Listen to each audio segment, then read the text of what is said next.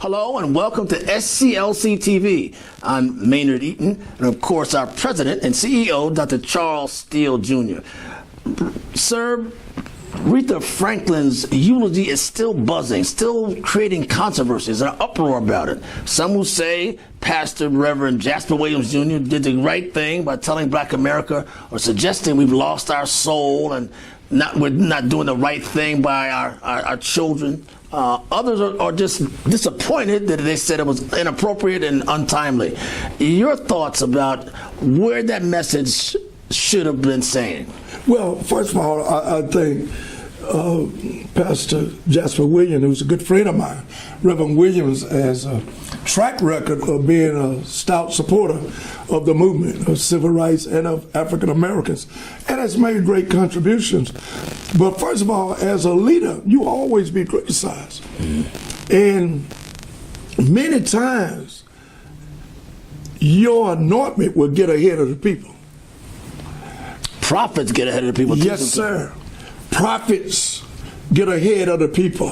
When God puts something on your heart and your mind, then you have the authority within you because of your assignment from God. And that's someone who has really been called. That it's on their heart and their mind, and the anointing had to have been there for him just to take that approach. Number two, in a position of national and international leadership, which he is, you are open for criticism. But it's up to you to recognize the anointing or the appointing.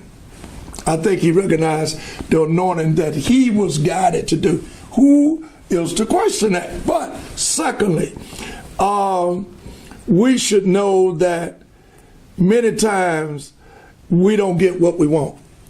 And what you wanted, I don't know. But all I'm saying is that we must be cognizant of the fact that he didn't mean, and I really believe this, he didn't mean no intent on trying to take advantage of the opportunity to hurt the family or anyone else. I really don't believe that. He said he meant no harm. I don't believe he meant any harm. I really don't. There's an old adage that says the truth is a stubborn fact. Maya Angelou said that before, the late Maya Angelou. Pastor Jasper Williams says, all I did was tell the truth. He didn't, I don't think, I can't say because he's the individual, I'm the observer, but I don't think he meant any harm. I really don't.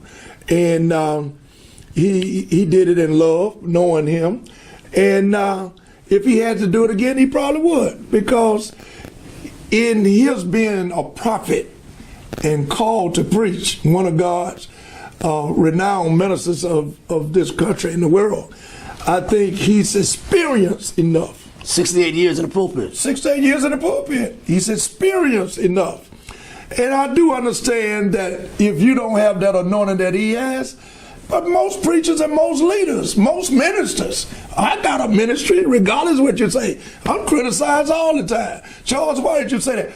3-4 years later, oh, I see now. The anointing was ahead of the appointing. It was tough love to black folks. He was not nice necessarily or easy on the ills of Black America. Well, that all depends on how you look at it. Should it have been in another venue? That's for someone else to decide. But he was the speaker. He was asked to speak. He said, they asked me to do the eulogy. They asked him to do the eulogy. So he can't tell me what to say then. That's his point of view. I rest my case. Another case, another cause for cultural conversation, if not controversy.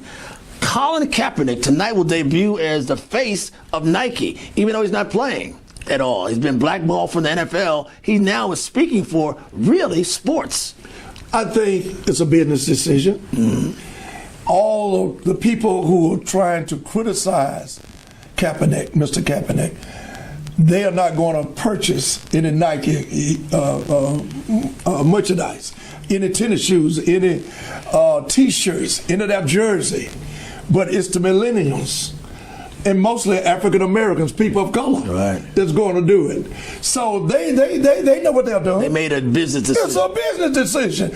Again, being critical of people not understanding the anointing and the circumstance of people saying we got to move forward and not get stuck on going back and forth. You must make a decision. They call it good acumen, knowing how to bring about a good decision. Now, in a sense, you've been in protest business all your life, civil rights activism. His activism was taking a knee, but it wasn't necessarily against the flag, he says. It was for police brutality, that sort of thing. Absolutely. Has the message been lost, or has it been come back in full force now that he's the face of Nike? I think when you're talking about the American flag, it's all in the above. When you talk about the American flag, the land that we love so much, so dearly, and people ask, why do you still have civil rights? Because we love America so much. Ultimately, we love the world. I really have a problem when people say, God bless America, and don't say, God bless America and the rest of the world. I have a problem with that. Because if you're a Christian, if you're God-like to any degree, and we're a Christian nation, then you should feel like we're all in a global community, a global village. We're so selfish when we say, God bless America. God bless all of your children.